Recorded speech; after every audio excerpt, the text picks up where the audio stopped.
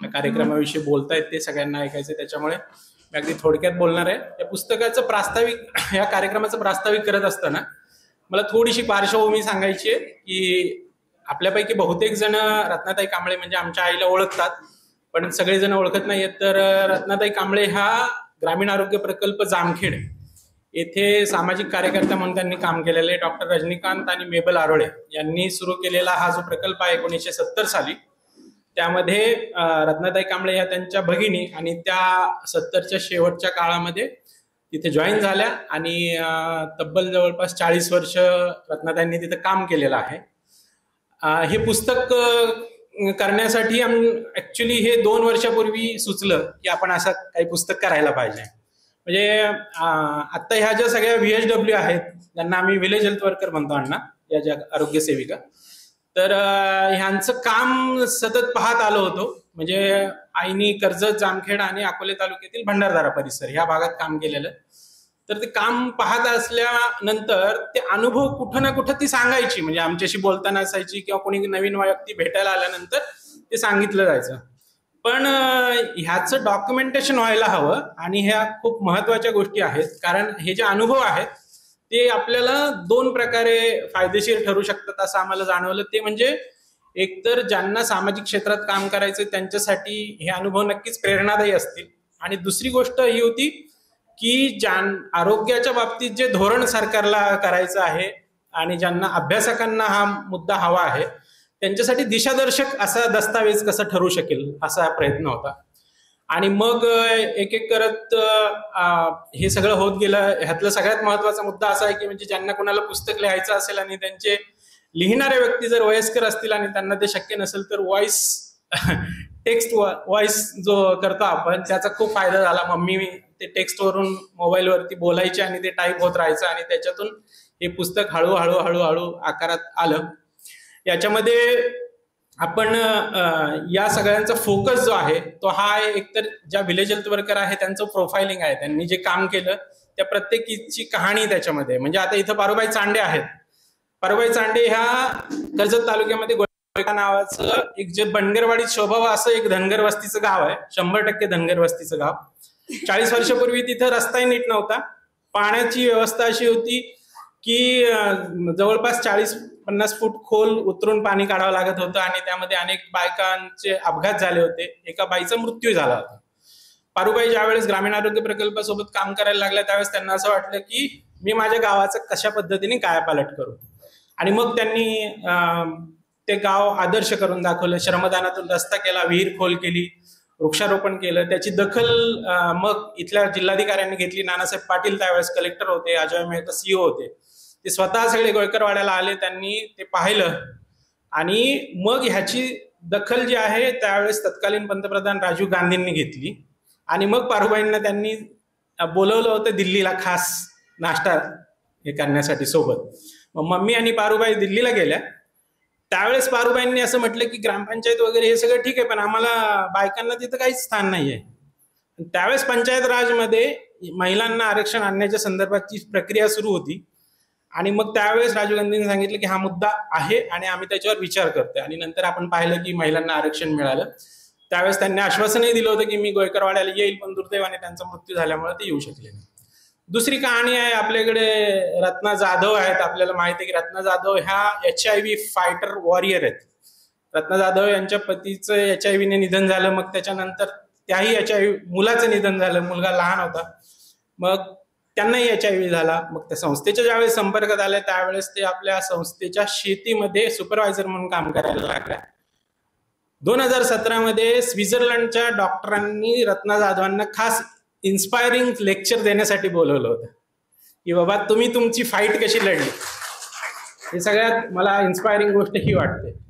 मग नंतर याच्याशिवाय सरुबाई साळवे आहेत, लालनबाई आहेत, जनाबाई सानप आहेत, अशा अनेक महिला आहेत की ज्यांनी आपल्या गावात, आणि अगदी काष्ट्यातल्या महिला डोक्यावर पदर घेणाऱ्या, पण यांनी ना जगातली एक महत्वाची आरोग्याची क्रांती घडवून आणलेली असं मला वाटतं.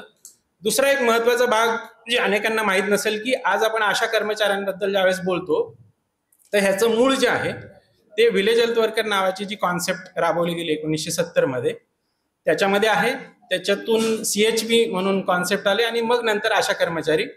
डॉक्टर आरोळे हे NRHM वरती होते, नॅशनल रुरल हेल्थ मिशन, आणि त्यांनी सांगितले की अशा पद्धतीचा प्रयोग आपण राबवायला हवा, कारण आपण गावोगाव डॉक्टर्स पोहोचवू शकत नाही. आणि म्हणून मग त्यांनी ह्या पद्धतीची कॉन्सेप्ट मांडली आणि त्याला पुढे देशभरात आपण राबवलं गेलो. एक जी गोष्ट या सगळ्या पुस्तकाच्या निमित्तानं मम्मीने सांगितलेली आहे, तुम्ही वाचल्यावर तुमच्या लक्षात पण येईल, की आरोग्याच्या बाबतीमध्ये आपल्याला नीटनेटकं धोरण आणण्यासाठी खूप बदल करावे लागणार आहेत. तुम्हाला माहिती आहे, अमेरिकेमध्ये गेल्या काही दिवसांपूर्वी एका मोठ्या अधिकाऱ्याची हत्या झाली, आणि त्या हत्येचं कारण होतं की तिथला हेल्थ इन्शुरन्स, म्हणजे इतका मोठा क्रायसिस तिथं आहे. आणि आपण त्याच मॉडेलवरती इथं हे होतं की आपलं खाजगीकरण जे आरोग्याचं दिवसेंदिवस वाढत चाललंय, आपल्याला लक्षात येत नाही की आपल्या खिशातून आरोग्यावर किती पैसे खर्च व्हायला हवे. मी ज्यावेळेस लहान होतो तर जामखेडच्या आमच्या दवाखान्यामध्ये फक्त जेनेरिक मेडिसिन दिले जायचे, आणि आजही दिले जातात त्यांना. आपण कोविडच्या काळामध्ये पण रविदादांनी जे रेमडेसिवीर टाळलं ते बिलकुल शेवटपर्यंत त्यांनी त्याचा उपयोग केला नाही, आणि त्यातून अनेकांचे प्राण तर वाचवलेच, पण त्याच्या दुष्परिणामांपासून पण वाचवलं त्यांनी. तर ह्याच्या मागे नाही एक थॉट आहे, म्हणजे ग्रामीण आरोग्य प्रकल्पाचं थॉट असं आहे की आरोग्य ही अशी गोष्ट आहे की जी सगळ्यांसाठी आवश्यक आहे, पण ती अफोर्डेबल राहिली पाहिजे.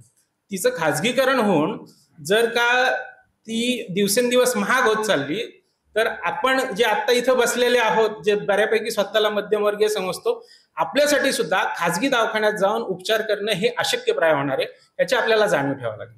आणि म्हणून या पद्धतीच्या या मॉडेलमध्ये आपल्याला विचार करावा लागेल की जामखेड सारखं जे मॉडेल आहे की जे कम्युनिटी हेल्थच्या संदर्भात एक त्यांनी आदर्श घालून दिलेले, कशा पद्धतीने सार्वजनिक आरोग्य हे किफायतशीर पद्धतीने उपलब्ध करून देता येऊ शकतं. आणि म्हणून एक जो नेहमीच प्रयत्न राहिलेला आहे ग्रामीण आरोग्य प्रकल्पाचा, तो म्हणजे स्वयंसेवी संस्था चालवायची म्हणजे आम्ही काहीतरी थोड करतोय वगैरे असा काही आविर्भाव न करता आम्ही एक मॉडेल डेव्हलप करतोय, आणि हे मॉडेल हे सरकारने स्वीकारावं आणि मग लोकांना त्या पद्धतीने ह्या मॉडेलचा फायदा करून द्यावा, अशी एक कॉन्सेप्ट कायम ग्रामीण आरोग्य प्रकल्पाची राहिली. आणि ह्या सगळ्या गोष्टी ह्या पुस्तकातून आईने मांडण्याचा प्रयत्न केलेला आहे. एकीकडे हे पुस्तक जसं मी म्हटलं सामाजिक कार्य करणाऱ्यांसाठी प्रेरणादायी, तसंच सरकारसाठी एक दिशादर्शक दस्तावेज म्हणून ठरू शकेल असं मला विश्वास आहे. आणि मला असं वाटतं की पुस्तक वाचल्यानंतर अनेक काही गोष्टी तुम्हाला क्लिअर होऊ शकतील. धन्यवाद. पुस्तक प्रकाशन करत आहोत. मी विनंती करतो सर्वांनाच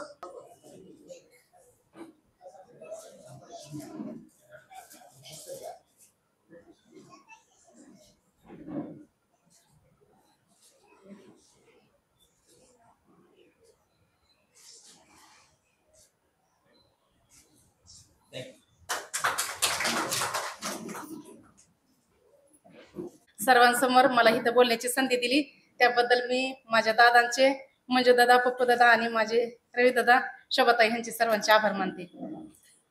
मी 2000 म्हणजे माझी स्वतःबद्दल सांगते की मी 2000 साली 2001ला CRHP मध्ये आले.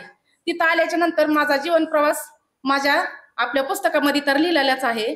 तर मी 2000 साली आलते त्यावेळेस माझं 29 किलो वजन होतं. आता मला वेळ अशी आली की माझं वजन कमी करायची वेळ आली, आणि जर का मी माझ्या आई वडिलांकडे, माझ्या नवऱ्याकडे जरी असते, मरून काही दिवस गेलेले असते, तर आज मी इथं उभी आहे ती फक्त आरोळे परिवार आणि कांबळे परिवार ह्या लोकांनी मला इतका जवळ केलं की माझ्या घरातल्या लोकांची सुद्धा मला आठवण येत नाहीये. आणि विशेष म्हणजे मी एक दिवस पण कुठं म्हणजे माहेरी किंवा सासर घरी जाऊन राहू शकत नाही. आणि इतके प्रेमळ लोक देवबाप्पाने मला दिले, त्यामुळे मी देवाची पण प्रथमतः आभारच मानते. आणि आजच्या या पुस्तकाचं उद्घाटन करण्यासाठी ही कांबळे मम्मींनी आम्हाला इथं संधी दिली. त्यांची मी प्रिय आहे, त्यांची नावकरीण आहे, आणि त्यांनी इथं मला येण्याची संधी दिली त्याबद्दल त्यांची हे आभार मानते. खूप चांगला लळा दिला. आणि डॉक्टर आरोळे साहेबांना मी आठवते कारण त्यांनी मला, माझी ती गुरुवारी आहेत आणि ह्या सगळ्यांची मी मानसकन्या आहे. मला याचा खूप खूप आनंद वाटतो. मला ह्यांनी माझ्या तळहाताच्या फोडावाने सांभाळलं आणि इथपर्यंत आणलं. आताच मंजू दादांनी सांगितलं की माझा प्रवास इटली ते स्वित्झर्लंड पर्यंत झाला. हा मी घरी बसून कधीच करू शकले नसते. मी पण एक सामान्य स्त्री होते आणि त्यांनी म्हणजे टाकून दिलेला कचरा होता, त्या कचऱ्यातून निवडून मला घेतलं आणि मला इथपर्यंत आणलं. आणि सगळ्यांना खूप बोलायचं आहे आणि अशी मंजू दादाची इच्छा आहे की तू एक छोटंसं गाणं म्हण, म्हणून मी भाषण कमी करते पण एक गाणं म्हणते.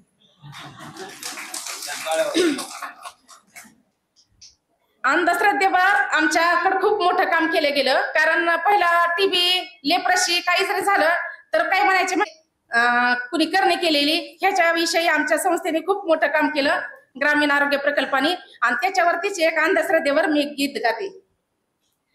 नारळाच्या बदल्यामध्ये सारं सुख मागतई, सारं सुख मागतई. देवा पुढे माणूस कसा खोट खोट बोलतय, देवा पुढे माणूस कसा खोट खोट बोलतय. नारळाच्या बदल्यामध्ये सारं सुख मागतय, सारं सुख मागतय. देवा पुढे माणूस कसा खोट खोट बोलतय, देवा पुढे माणूस कसा खोट खोट बोलतय. कच्चा निवद देवाला, पुरणपोळी माणसाला. देवा पुढे माणूस कसा खोट खोट बोलतय, देवा पुढे माणूस कसा खोट खोट बोलतय. नारळाच्या बदल्यामध्ये सारं सुख मागतय, सारं सुख मागतई. देवा पुढे माणूस कसा खोट खोट बोलतय, देवा पुढे माणूस कसा खोट खोट बोलतय. शेंडी कवच देवाला, आतला नारळ माणसाला. देवा पुढे माणूस कसा खोट खोट बोलतय, देवा पुढे माणूस कसा खोट खोट बोलतय. नारळाच्या बदल्यामध्ये सारं सुख मागतय, सारं सुख मागतय. आणि देवा पुढे माणूस कसा खोट खोट बोलतय, देवा पुढे माणूस कसा खोट खोट बोलतय. मुंडकी पायी देवाला, मांस मटण माणसाला. देवा पुढे माणूस कसा खोट खोट बोलतय, देवा पुढे माणूस कसा खोट खोट बोलतय. धन्यवाद. का करते. माझं नाव सुरबाई साळवे, माझं गाव जवळगा. आमचा प्रकल्प जामखेड प्रकल्प जे आहे ते आमचं एक वडाचं मोठं झाड आहे. आणि वडाच्या झाडाच्या पारुंब्या जे आहेत आमचे सोशल वर्कर आहेत. आणि त्यांच्या जी फांद्या आहेत आम्ही हेल्थ वर्कर आहेत. आम्हाला तिथं खूप गार सावली भेटते. आम्हाला शिक्षण पूर्ण सगळं भेटतं. फक्त आम्हाला माया, शांती आणि निस्वार्थीपणा ही जास्त आम्हाला शिक्षण मिळालं आहे. आणि त्याच्यामुळं आम्ही आरोग्याची सेवा करतो. आरोग्याच्या सेवेमध्ये आम्ही कुणाचं पैसे घेतले नाहीत, कुणाचं काय नाही. आम्हीच गरीब होतो. आमची सुधारणा आमच्या प्रकल्पाने केली. आणि कांबळेबाई आमच्या गावाला यायच्या तर त्यांची लहान लहान मुलं होते तर त्या आमच्यापाशी मुलं ठेवायच्या आणि काम करायच्या. आम्ही त्या मुलांना, ह्या मुलांना आम्ही नाव घालायचो, झोका बांधायचो, झोक्यात टाकायचो आणि मग झोपून त्यांच्याकडे जायचो काम करायला. म्हणजे त्यांनी पण असं झोपून दिलं होतं की मुलावर सुद्धा लक्ष नव्हतं, पण आरोग्याच्या कामात त्या ढिल्या पडल्या नाहीत. आम्हाला आमच्या बरोबर त्या भंडारदाऱ्याला आल्या. आणि उद्यान कार्यक्रम होते आदिवासी भागामध्ये 5 जिल्ह्यामध्ये, तिथं पण त्या आले, आमच्या बरोबर यायच्या. दापेगावला भूकंप झाला, आम्ही दापेगावला आम्हाला पाठवलं तर तिथं तंबू होता. त्या म्हणल्या नाहीत मी डॉक्टर साहेबांची बहीण आहे, कारण त्यांना जनसेवा करायची होती आणि सगळ्याला दाखवायचं होतं. त्या ह्याच्यामध्ये राहिल्या, तंबू होते त्या तंबूमध्ये राहिल्या. आणि शेतीमध्ये आम्ही काम करायचो, त्यांना मदत करायचो, त्या आमच्या बरोबर यायच्या मदत करायला. म्हणजे आम्हाला एवढं आमच्या प्रकल्पाचं शिक्षण आहे, आमच्या स्वभाव डॉक्टरचं आहे, आमच्या रविदादाचं शिक्षण आहे की जी रंजले गांजले आहेत त्यांच्यापाशी तुम्ही जा, त्यांची काय अडचण असेल ती सोडवा, तुम्हाला सुटन तेवढी, बाकी आम्ही सोडितो. मग आम्ही असंच केलेलं आहे काम की आमच्या त्यांनी काय अडचण सुटन ती आम्ही गावात सोडवायचो, बाकीची अडचण आमचा प्रकल्प सोडवायचा. आणि आमच्याच गावात नाही, आमच्या आष्टी तालुका, जामखेड तालुका, कर्जत तालुका, त्याच गावामध्ये आम्ही राहिलो नाही. आम्ही सगळ्या भारतात फिरलो. सगळ्या भारतात आम्हाला तिचे आमचं कुटुंब आहे, पूर्ण भारतासाठी आमचं कुटुंब आमच्या प्रकल्पाने युकमेकाला जोडलेलं आहे. आणि तुम्ही पण आमच्या कुटुंबातले आहेत, तुम्ही बाहेरचे नाहीत. जसं आमचं हे कुटुंब आहे तसं तुम्ही सगळे आमच्या कुटुंबामध्ये आहेत. म्हणून परमेश्वरापाशी मी प्रार्थना करते की सर्वांना आरोग्य द्यावं, ज्ञान द्यावं, बुद्धी द्यावं. जी आमच्या प्रकल्पाने शिकवलंय, जे आमच्या वडाच्या वृक्षाने शिकवलंय, तीच तुम्ही त्याचा वसा घ्यावा आणि एक का होईना 10 माणसाला तुम्ही ती शिक्षण द्यावं, हीच मी परमेश्वरा घरी प्रार्थना करते.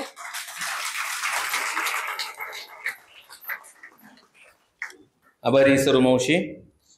फार चांगल्या प्रकारे आपण आम्हाला माहिती दिली, सांभाळलं. आता मी विनंती करतो पारुमावशी चांडे यांना, त्यांनी पुढे यावं आणि आपले 2 शब्द सांगावे. राहणार गोयकरवाडी, तालुका कर्जत आणि जिल्हा तर हेच आहे, नगरच. अहिल्यानगर. आता काय आयला असू नाही तर काय असू, पहिला असू, पण हाय नगर ही हाय. हा तीच आहे, नगरच. हा. मग आता माझं खेडे सारे खूप धनगराचंच गाव आहे, एक सुद्धा मराठ्याचं नाही. थोडे हरिजनची घरं येतं तेवढे, नाही तर पुण्य सुद्धा जात आमच्यात नाही. इतकं ही होता अंधश्रद्धा, काही पाण्याच्या अडचणी मग मनोज दादांनी सांगितल्या, खूप खूप अडचणी होत्या. मग ह्यांनी काय केलं, आमच्या गावाला आदर्श म्हणून खेडे केलं. आमचं आदर्श खेडे केल्यावर ह्यांनी रस्त्यासकट आम्हाला मदत करू लागली, आमच्या गावाने केली, त्यांनी केली. आणि परत आमच्या गावाला भेट द्यायला यायची. मग ही सारे माझे बंधू भगिनींनी, आता सारे नावं नाहीत घेतली, पण समजे तुम्ही असे मिळून समध्यांनी सहकार्य करून गावाला गाडी यायचा रस्ता केला. मग आठवड्याला ह्याला विजेटला गाडी यायची. मग गाडी आल्यावर खूप अडचणी सोडल्या आमच्या. आमची पाण्याची अडचण होती मुख्य, तर बाई एरीत पडून मरली. मग आमच्या गावात पाणी नव्हतं. सारखं सांगायचं पंचायत समितीत, घ्यायचं वर द्यायचे. दरवर्षी कागदपत्र ठेवायचे कुठतरी थापीला लावून, जी पाण्याची वरड आहे ती आहे. आणि मग आम्ही आमच्या सहकार्याने, दादांच्या सहकार्याने काय आम्हाला पाण्याची मदत केली. आणि मग आम्ही पाण्याची अडचण सोडवली. मग तसं अशा अडचणी सोडून मला गावातल्या साऱ्या ह्याच्या अडचणी सुटत गेल्यावर मग पंतप्रधान राजीव गांधीचं मला ब्रेकफास्ट पत्र आलं, नाश्त्याला या म्हणून. मला काय वाटायचं, आता मी कशी काय जायची, असली बाई असली साधी बोळी यायना, सईना यायना, वाचता अंगठा देते कुठे बी, आणि मी कशी काय ब्रेकफास्टला जायची. पण गेले तिथपर्यंत. आता साऱ्याच्या म्हणण्याने त्यांच्या बी बोलवून आल्यावर गेलेत. मग बाई कांबळेबाई माझ्या सोबत आल्या. आम्ही रेल्वेत बसून गेलो. कुठे गेलो त्याच्याजवळ मलमाड पशी गेलो, तिथे एका डब्यातून उतरलं की लगेच भूकंप झाला. आम्ही बरं वाचलो त्याच्यातून. ते एक संकट गेलं आमचं. आणि मग असं करून मग गेलो राजीव गांधीकडे. एकदा समता भवनमध्ये गेले, झाडाचा पुरस्कार घेतला. एकदा राजभवनमध्ये गेले, ब्रेकफास्ट केला. आणि एकदा इंदिरा राजघाटावर गेले, वृक्षमित्राचं बक्षीस घेतलं. म्हणजे असे 3 वेळा मी दिल्ली पाहिली असल्या बाईने आपल्या साध्या सोप्या. आणि मग खूप खूप आमच्या गावाला चांगला कार्यक्रम झाला. आम्ही पहिलवानांना मदती केल्या, पोरांना कोल्हापुराला लावायचे, माठाचे फ्रीज केले, बिंदुराच्या चुली केल्या आमच्या गावाला. म्हणजे इतकीच व्यवस्था झाली. आणि सारं काही असं माहिती नव्हतं, पण तितकीच सुविधा झाल्या. आणि मग आमच्या गाव फार उज्जळल्यावर झालं सारे. मग ह्यांच्या लई लोकांची मदत मिळाली आमची, आम्हाला सहकार्य लई सांगून त्यांनी करायचं ना. आमच्या गावकऱ्यांनी करीत राहायचं सारखं सांगितलं की. आणि मग असं म्हणून मग सारं केलं. डिलिव्हरी मी 200 केल्या. एक बाळ सुद्धा वाया गेलं नाही, का एक महिला सुद्धा नाही. आणि ते बी घरगुती, जुळे असू पायाळू असू, घरीच. लईच अडचण आली तर माझ्या गावाला न्यायची, दवाखान्यात नाही तर घरीच सारं करायचं. कधी बाळाच्या नाळाला दुख झालंय, त्याचं काय वाढलंय, काय त्याला पू झालाय, नाळ सडलाय, असं काही सुद्धा झालं नाही. कुठल्या डॉक्टरकडे गेलं तर ते काकडे डॉक्टर होते, जा माझ्या गावाला ह्याला कर्जतला. एखाद्या बऱ्याला गेलं तर माझ्या पैसे सुद्धा घेत नसत. म्हणायचे माझी आई किती जणांची सेवा करते, मला एवढी नको का. म्हणजे असं सारं त्यांचं ऐकून ज्ञान आलं, ज्ञानाचा उपयोग केला, माया आली. एखादं शिंबड पर जरी वाटेवर रडत असतं तर त्याला उचलून घेतलं, त्याचं नाक पुसलं, त्याचं तोंड पुसलं, त्याला पाणी चारा दिला. म्हणजे इतकी मायाळू ही संस्था आहे आमची. आणि लय प्रेम. अजून बोलू काय पण म्हणजे लई सांगायचं लागलं तर ह्यानेच लई सांगावं लागतं, पण थोडक्यातच आवडून घेते.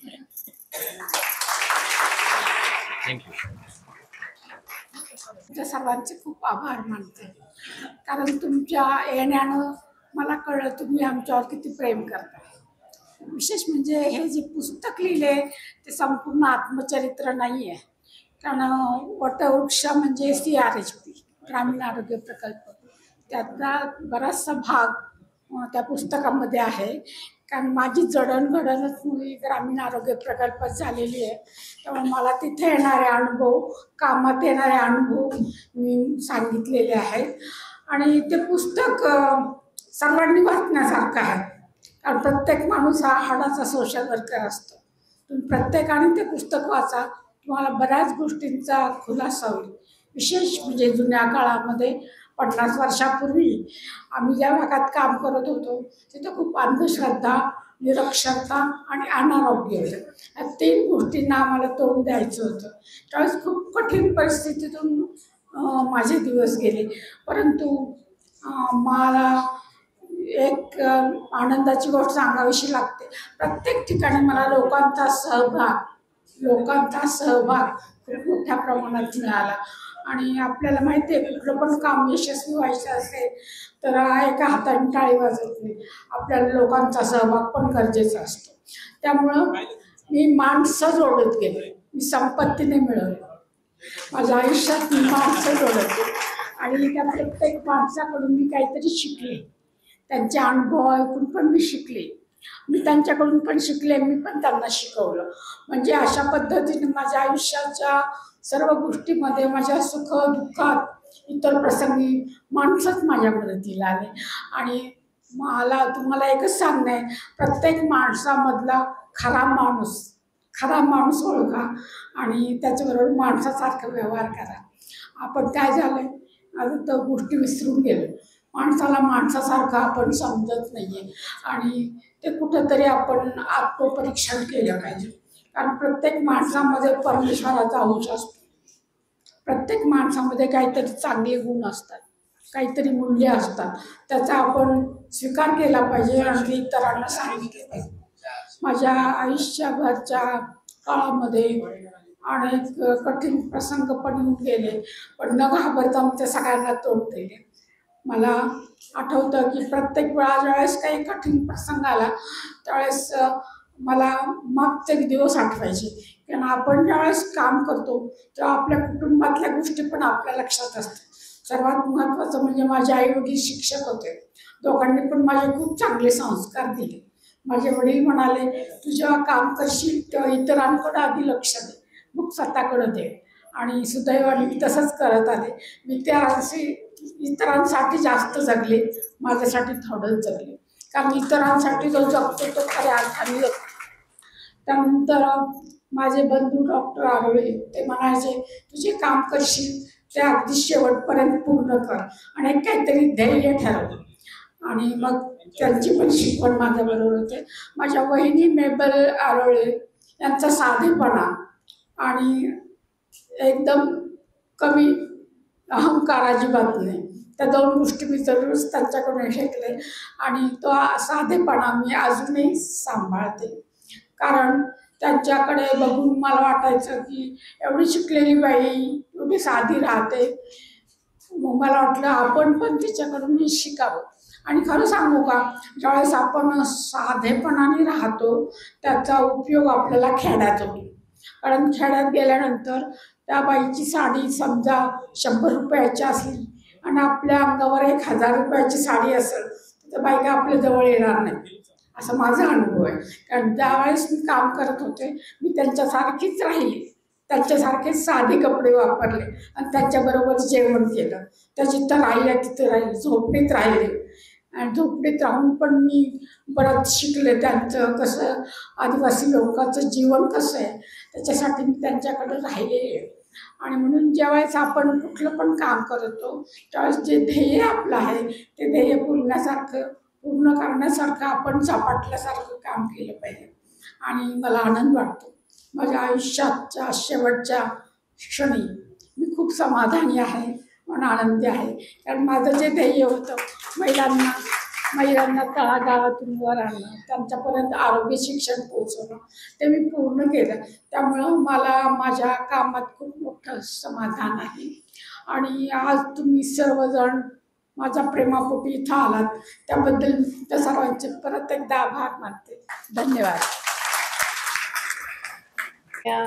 आपलं सर्व उपस्थित पाहुणे वरती आणि माझं सर्व भाव बहिणींनो, मी आज फार आनंद आहे की रत्नाताई कांबळे माझा त्यासून ते खरंच फार चांगला सामाजिक कार्यबाई आहे. आणि विशेष करून त्यांनी फार प्रेरणा केली. माझं वडील सारखा रजनीकांत तरोले त्यांच्यासारखा त्यांनी फार फार प्रेरणा त्यांच्या वडीलकडून घेतले.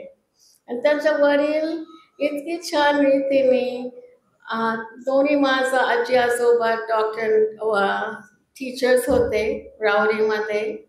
आणि माझा आजोबा जो त्यांचे वडील आहे ते सारखा अनाथ मुलं ज्याला गरीब होते, त्याला कोणी नव्हतं, त्यांनी नेहमी त्याला जवळ करायचं आणि त्यांना फुकट शिक्षण द्यायचं घरात बसून रात्री. तसंच ते माझा आजी त्यांची आईला म्हणायचं की नेहमी एक ताट ठेवा एक जेवणसाठी. कोणी पण असेल जो गरीब आहे त्यांना काही जेवण नाही, आम्ही रोज द्यावा त्यांना. असं प्रेरणा भेटून असं मला माहिती आहे की आमचं पूर्ण संस्कृती असं लोकांचं घेतले. आणि कांबळेबाई पण तसंच राहिले. जर आपण पाहिले कांबळेबाईमध्ये ती फार साधी आहे, पण फार हुशार पण आहे आणि फार प्रेमळ आहे. विशेष करून माझे एक आठवण आहे, पुष्कळ वर्षे ते आणि त्यांचं पूर्ण कुटुंब माही जळगावमध्ये राहिले. पण ती कधी पण जायचं, बस असो किंवा गाडी असो, ती खेळामध्ये फार तिचं नंबर 1 आवडणारी गोष्टी आहे. बायामध्ये बसून सबलीकरण कसा असावा ते शिकवत होते. आणि सबलीकरण फार महत्व आहे. जर तुम्ही सोशल वर्कर आहे आणि तुम्ही लेडी आहे, पण तुम्ही काय निर्णय घेत नाही घरात, मग तुम्ही काय शिकवणार बाहेर बाळाला? सोशल वर्क काम सोपं नाही आहे. जसं त्यांनी म्हटले, जेव्हा तुम्ही साधा घरात जाते, सरूबाई जेव्हा त्यांनी पाहायला आले, तिच्या एक पण साडी नव्हतं, 3 साडी लावला, एक साडी बनवायला. लहान झोपडी जिथं छत पण नव्हतं. तरी आज ह्याच्यामुळं कांबळेबाईमुळं, त्यांचं कुटुंबामुळं, रविदादा आणि माझं कुटुंबामुळं विशेष आम्ही दोन्ही भाऊ बहिणी, पण आपला वडील करून खरंच हे जो आहे सबलीकरण समजणं अवघड आहे लोकांना. ती बाई आता तिचं 3री पिढी अजून चालू आहे, पुढे गेल्या, पुण्यात राहते. त्यांच्या घरात इतकी सुधारणा झाली. आज पण तिला दुःखी असते, पण तरी पण कांबळेबाई पण फार दुःखातून गेले. मला माहिती आहे, फार त्रासातून केलं. आज जिथं त्यांनी आज तिथं बसले, ती काही साधा बाई नाही आहे, फार शिकलेलं बाई आहे. पण ते गरिबांच्यासाठी एवढं प्रेम आहे की ते आज एवढ्या बायाला उभं केले. आणि अजून एक मला सांगायचं की कांबळेबाई जेव्हा आदिवासी भाग आम्ही काम सुरू केले भंडारा दरामध्ये, तेव्हा ती सर्व घरी सोडून, त्यांचं मुलं पण लहान होते, सर्व सोडून माझं वडील सर्व लोकांना विचारले कोण जायला तिकडं राहील. आणि नुसतं कांबळेबाई तयार होते तिकडं जायला. आणि तिकडं ती रेंटेड रूम मध्ये राहायचं. त्याच्यामध्ये ते काय केले, तिकडं त्यांच्या खोलीमध्ये साधा सोपं एकच साधा बेड होते. आणि तिकडं त्यांचं जवळ तिथं ते पोस्टर लावला. त्याच्यातून मला समजला की देवाचा खर आत्मा त्यांनी समजला. म्हणून आज ही बाई कांबळेबाई फार फार प्रेमळ बाई आहे. आज जर त्याचं तब्येत पण आता 84 आहे ना, 82 आहे, 82 आहे. फार त्रासातून गेला 2-3 वर्षापासून. त्याचं आरोग्य पण प्रॉब्लेम आहे, पण एवढं चांगली आहे. अजून बोलायला जर तुम्ही त्यांच्याबरोबर बोलाल फार फार अनुभव ते सांगेल. पण आज मी इथं आले त्यांचं पुस्तक बद्दल बोलायला. ते पुस्तक मी आता उघडलंय. साधा भाषा आहे, काय मोठे मोठे शब्द मला सकाळ वाचू शकत नाही, कारण माझं आई डॉक्टर मेबल अरोले मराठी नव्हती आणि माझं वडील रजनीकांत अरोले ते मराठी बरोबर आणि ते कोणतं पण भाषा लवकर शिकायचं. ते तामिळनाडूकडून माझे आई होते, पण जबलपूर त्यांचं पूर्ण आयुष्य झाले. लग्न होऊन CMC वेलोरमध्ये शिकले. पण कामेबाई एक गोष्टी आहे की मी कुठे मराठी शिकलं त्यांच्यासारखं नाही शिकले.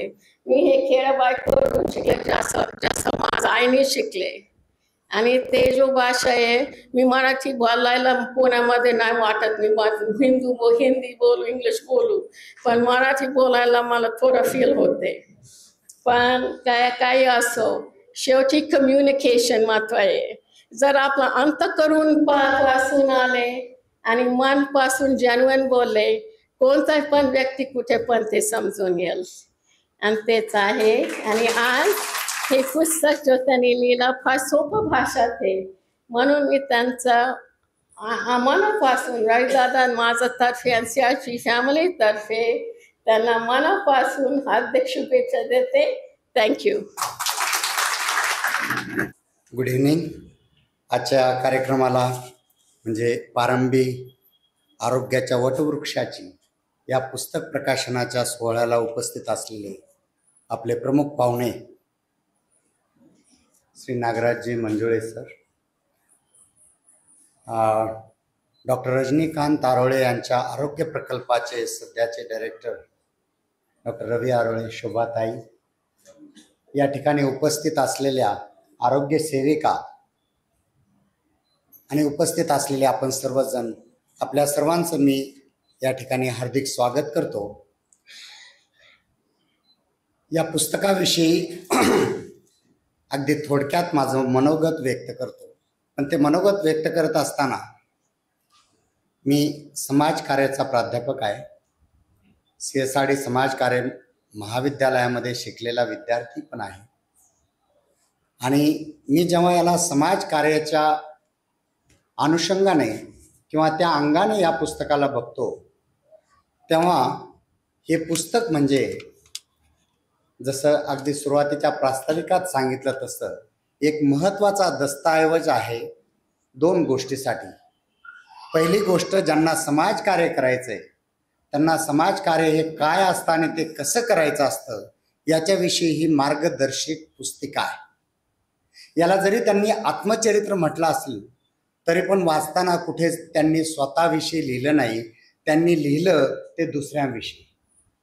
त्यांनी या पुस्तकात जे अनेक पात्र रंगवलेले आहेत ते त्यांच्या जीवनामध्ये जे जे पात्र आले, म्हणजे त्यांचं काम करत असताना जनरली आत्मचरित्र म्हटलं की आपण आपल्या मुलाबाळाविषयी लिहितो, आपल्या प्रपंचाविषयी लिहितो, आपल्याला आलेल्या अडचणीविषयी लिहितो, किंवा मी कोणत्या परिस्थितीतून गेलो किंवा गेले त्याच्याविषयी लिहिलेलं असतं.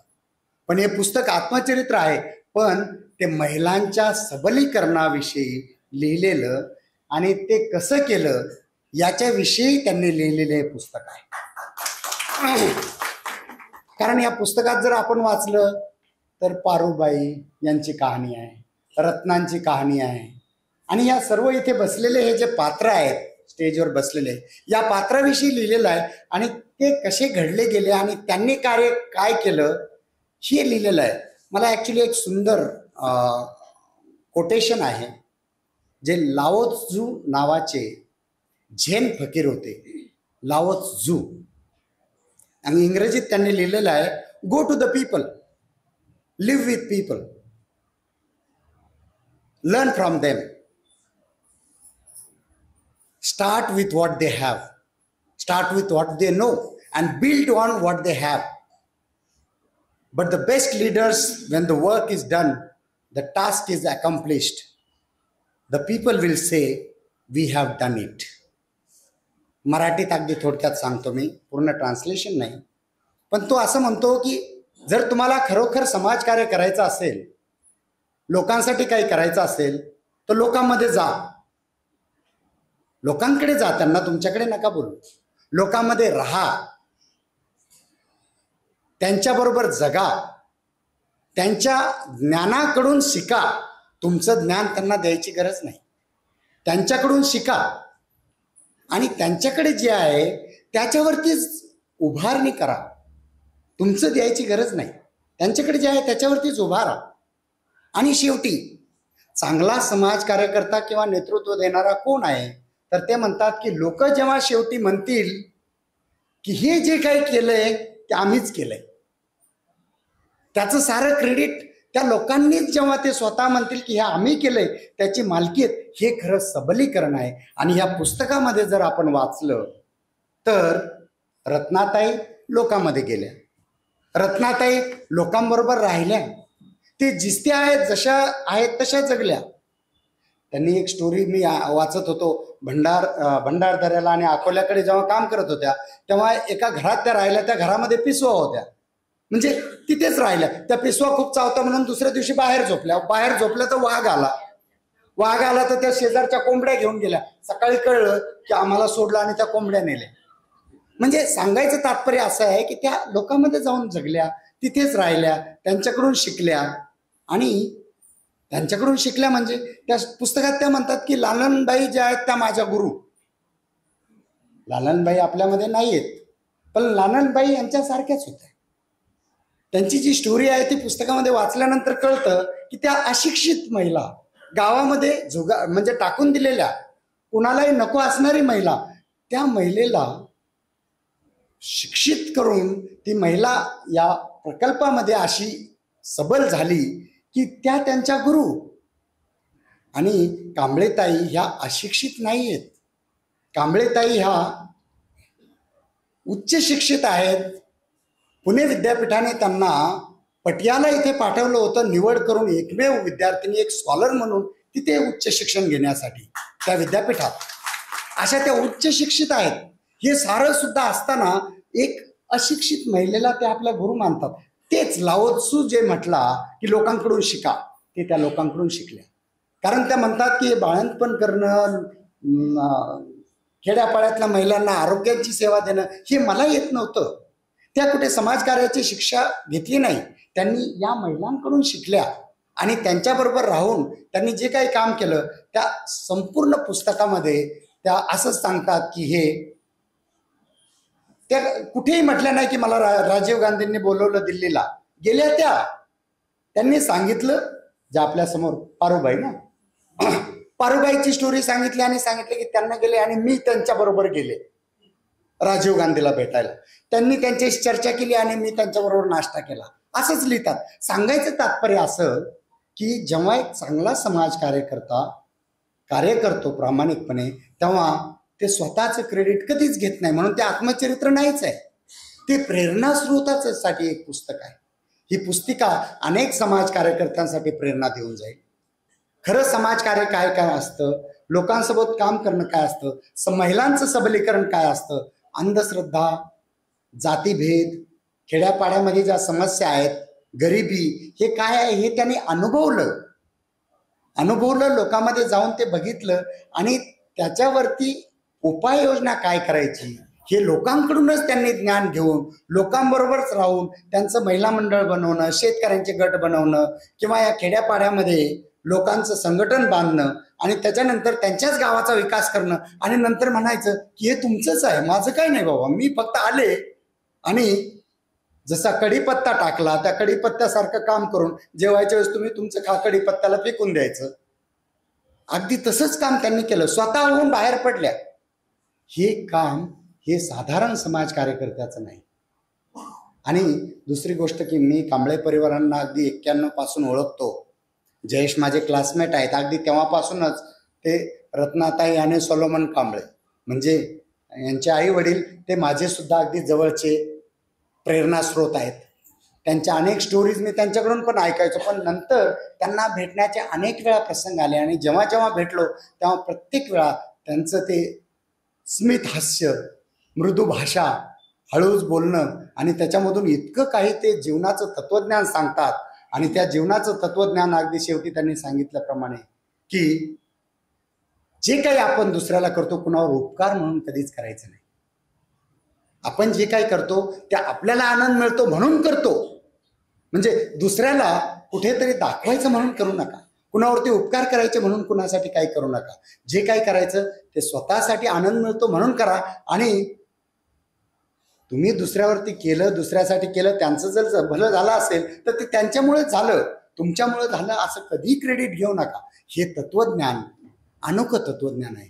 मी त्यांच्या तत्वज्ञानाला, त्यांच्या जगण्याच्या फिलॉसॉफीला आणि त्यांनी हे जे कार्य केलंय या सर्व कार्याला अभिवादन करतो.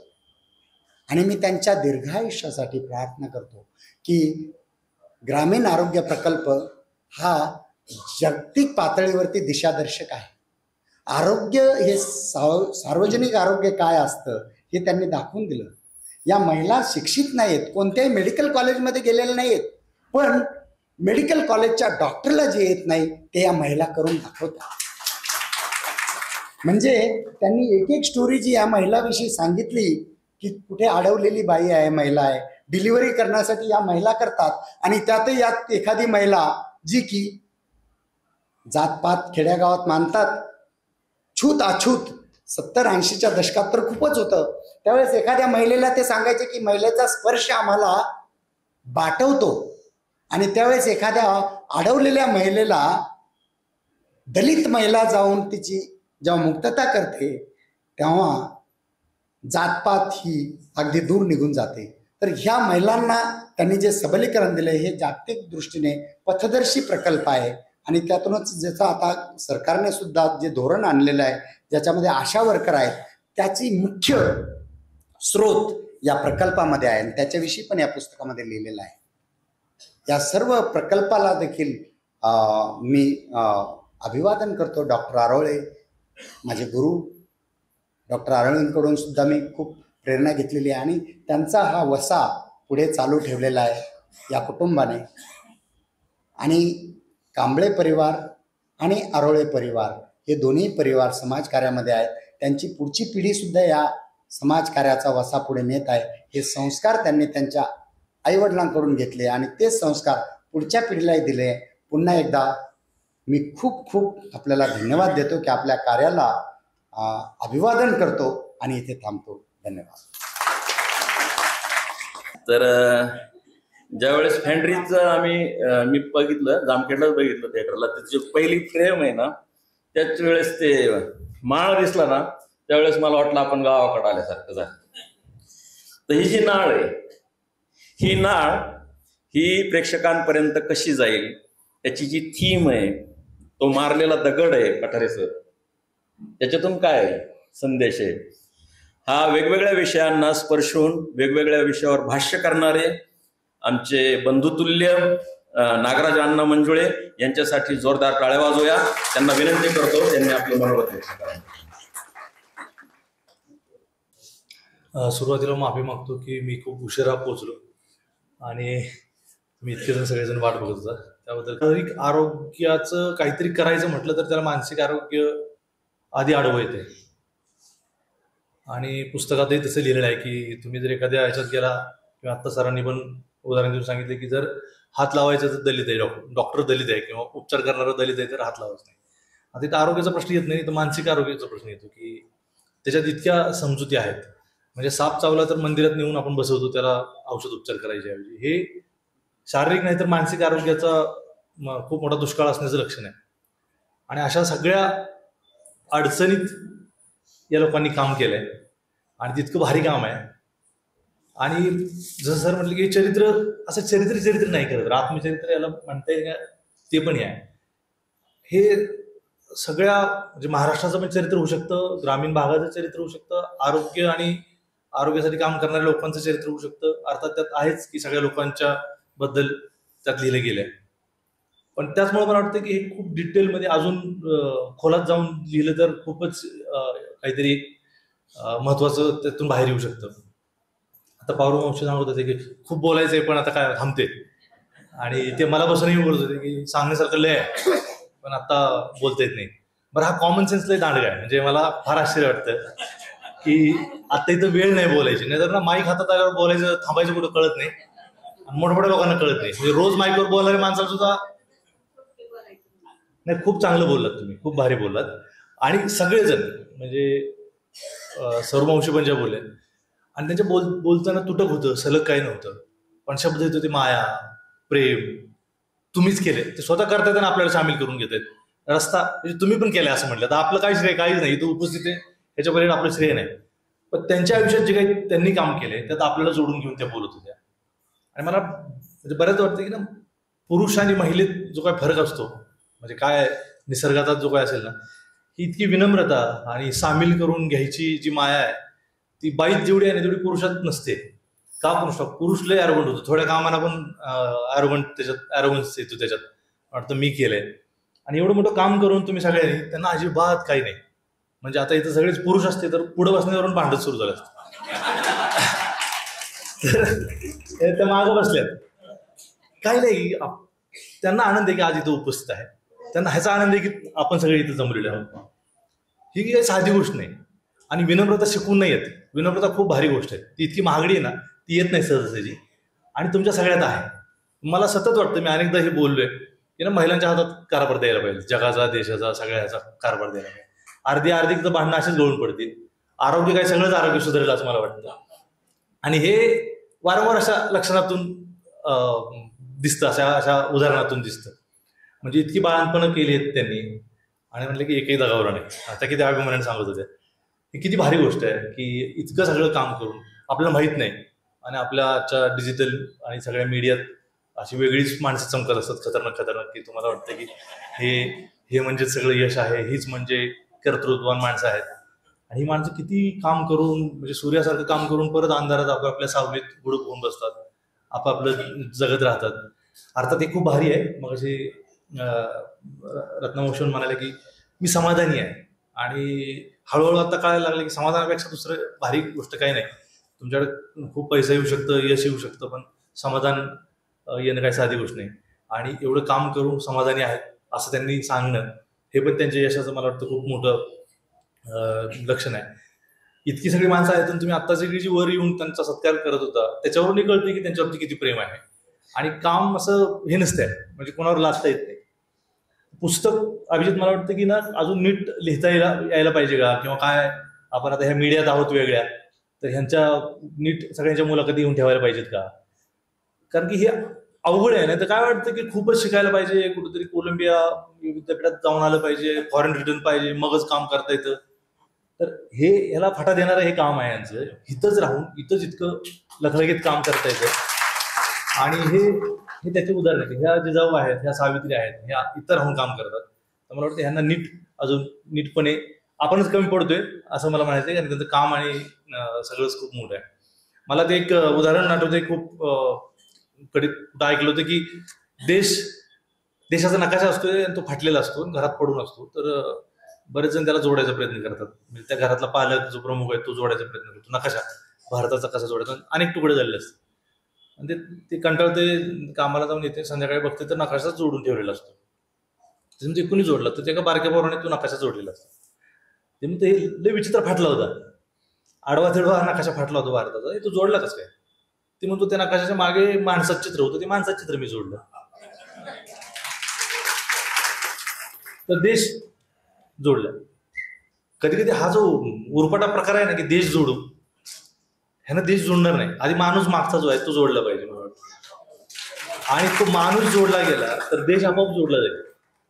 पण आता नकाशा फाडायला सगळंच फाडू शकतो आपण. नकाशा फार छिन्न विछिन्न करण्याचे सगळे आपले म्हणजे लक्षण आहेत सगळे आपले, आणि इच्छा आकांक्षा आहेत. ही जे माणूस जोडण्याची प्रक्रिया ही माणसं करतायत किती शांतपणे, सहज, काही आविर्भाव न आणता काम करतायत.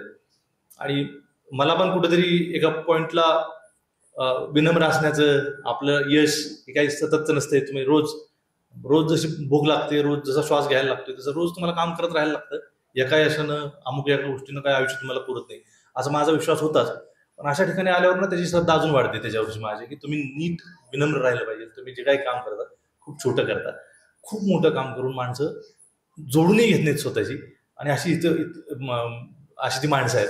इथं येऊन मला तो एक म्हणतो ना आपलाच एक उजळणी झाली स्वतःची.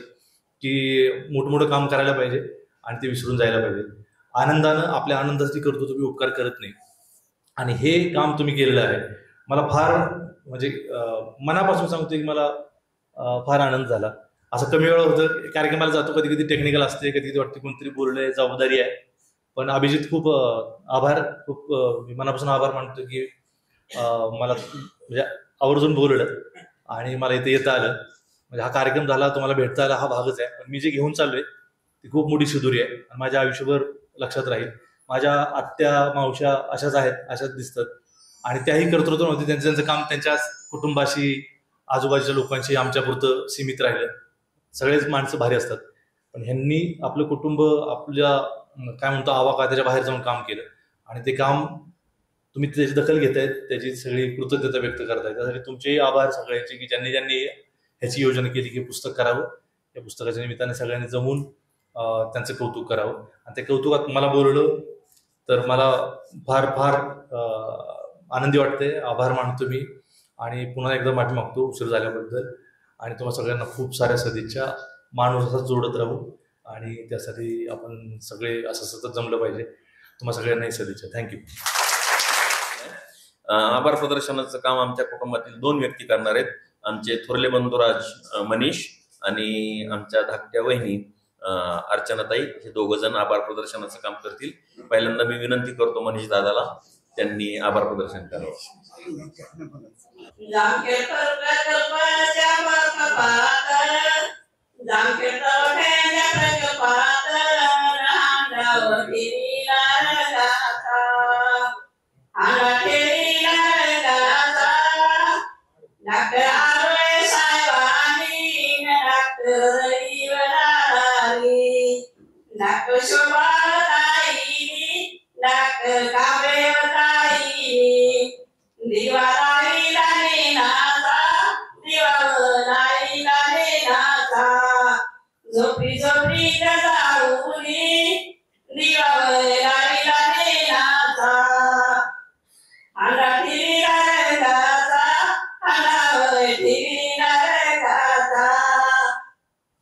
आपले चीफ गेस्ट नागराज मंजुळेजी, पठारे सर, रत्नाजी, रविदादा, शोभाताई, बारूबाई आणि सर्व आमच्या मावश्या मागं बसलेल्या आणि उपस्थितीतील सर्व आमचे मित्र, आप्तेष्ट आणि कुटुंबीय सर्वांचे मी आभार मानतो.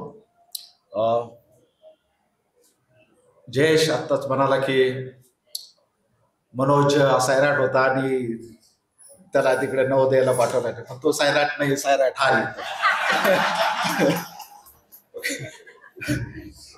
आम्ही ज्यावेळेस तुमचा पिक्चर बघितला तर सगळ्यात आम्हाला आमचा तिथं एक रोल सापडतो तुमच्या पिक्चर मध्ये प्रत्येकाचा, राईट.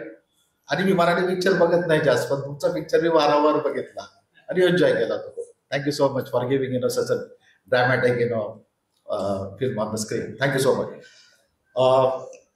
मम्मीचं मला खरंच कौतुक वाटतंय, तू खूप मोठी आहेस. राईट. इथं सगळे जमलेले आहेत तुझे सत्कार करण्यासाठी. या पुस्तकाचं आत्मचरित्र तुझं हे तू आज प्रकाशित केलेलं आहेस, आम्हाला खूप त्याच्यात कौतुक वाटतंय. स्वतःला ती उपमा दिलेली आहे प्रारंभी. 50 वर्षापूर्वी हा प्रकल्प सुरू झाला, राईट. आमचे मामा डॉक्टर रजनीकांत आरोळे, मामी मेबल आरोळे आणि ही त्यांच्याबरोबर आणि आमचे डॅडी सॉलमन कांबळे. हे रूट किंवा त्याची ट्रंक म्हणजे बुद्धा नाही, ट्रंक झाडाची, राईट, जो मुळाच्या वर असते त्याच्यात त्यांचा रोल आहे. डॉक्टर मामा मामी ते रूट्स होते, राईट. आणि आता हे सगळे फळ आहेत, fruits, right. But again there is a responsibility of to keep that persistence and consistency, right? So again, thank you so much everybody for coming and appreciating the work done by mom. सगळ्यांचे मी पूर्ण आभार मानतो. मला आठवत आहे की इथले सर्वजण माझे मित्र पण आहेत इथं काही, आणि सगळे मम्मीच म्हणतात तिला, राईट. आणि थोडं मला हे वाटतोय ह्या मावशांचा, आमच्याकडे मम्मीचं लक्ष कमी असायचं. ओके. लहानपणी आम्हीच आमचं घराच्या कामावर आमच्या मावशा असायच्या, मला हे पाहिजे ते पाहिजे, करून आम्ही ते सकाळचं ब्रेकफास्ट लंच आणि डिनर ही बाहेर असायची सारखी. मनोजला किती महिन्याचा होता तो त्यावेळेस दिल्लीला गेले होते? 15 दिवसाचा होता तो, आणि त्यावेळेस तिला जावं लागलं. ह्याच्या मागे एकच आहे की ती एक खूप ध्येयवादी पर्सनॅलिटी आहे ती, आणि ती अचीव करण्यात ती तत्पर आहे आणि त्याच्या मागे असते ती. आणि आम्ही हे शिकलो की स्वावलंबन, स्वतःचं काम स्वतः कसं करायचं आणि अडचणीतून कशी मात करायची. तिने फार अडचणी बघितलेल्या आहेत. मी तिच्या हे तर माझे धाकटे बंधू आहेत, पण तिच्याबरोबर मला वाटतं पाठोद्यापासून होतो, राईट. तिचं काम, तिच्या हार अपेक्षा पण बघितलं आम्ही. ते खूप कष्ट करायचे, खूप हार्डवर्क करायचे ते पण मी बघितलेलं आहे, आणि मी त्यात अप्रिशिएटेड ऑल दॅट थिंग. आणि आम्ही त्याच्यातून खूप शिकलो, राईट. मंजुळे साहेब माझं शिक्षण सगळं इकडे मायजगावला झालं, श्री विठ्ठल विद्यालयामध्ये. त्याच्यानंतर नगर कॉलेजला आलो, तिथे शिकलो. CSIT मध्ये MCM केलं मी बरेच. मग त्याच्यात गेलो, पुन्हा गेलो आणि US मध्ये वगैरे सगळं. परंतु जे आमचं रूट आहे मला त्याचा खूप अभिमान आहे. आणि CRHP हे आपण काय म्हणतो दवाखाना आहे. हा दवाखाना नाही, युनिव्हर्सिटी आहे ही. ह्याच्यामध्ये मेडिकल पण आहे, तुमचं सोशल सायन्स आहे, सोशल वर्क आहे, रविदादा माहिती इंजिनिअरिंग आहे, राईट. ह्याच्यामध्ये मॅन्युफॅक्चरिंग आहे, इंटरपर्सनल स्किल सगळं ह्याच्यामध्ये युनिव्हर्सिटी आहे त्याच्यामध्ये. आणि हे सगळं आम्ही त्याच्यात शिकलो. यांचे तुम्ही बघितले क्वालिटी लिडरशिप, त्यांनी कसं भाषण केले ते लाजवणार आहे ते शिक्षण घेतलेल्या लोकांसाठी.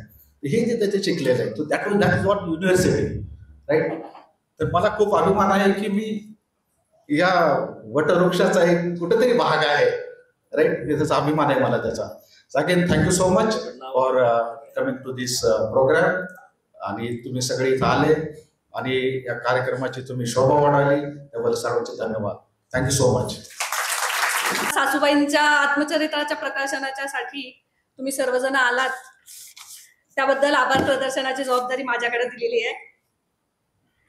तर सर्वप्रथम नागराज मंजुळे सर आपला वेळात वेळ काढून ह्या कार्यक्रमासाठी आले, त्यासाठी मी त्यांचे आभार मानते. तसेच CSRDचे संचालक सुरेश पठारे साहेब हे तर कार्यक्रमाला आलेच, पण त्यांनी कार्यक्रमासोबत पुस्तकात प्रस्तावनाही लिहिलेली आहे, त्याबद्दल मी त्यांचे आभार मानते. त्यानंतर स्टेजवर बसलेल्या आमच्या सर्व VSW आजी, त्या सर्वजणी इथं आल्या, त्यांच्या हस्ते कार्यक्रम आम्हाला पुस्तकाचं ओपनिंग करता आलं, त्याबद्दल मी त्यांचेही आभार मानते. त्याचप्रकारे डॉक्टर रविदादा आरोळे, डॉक्टर शोभाताई आरोळे, लोकमत नगर आवृत्तीचे संपादक सुधीर लंके, न्यू आर्ट्स मीडियाचे विभागाचे प्रमुख डॉक्टर संदीप गिरे, महाराष्ट्र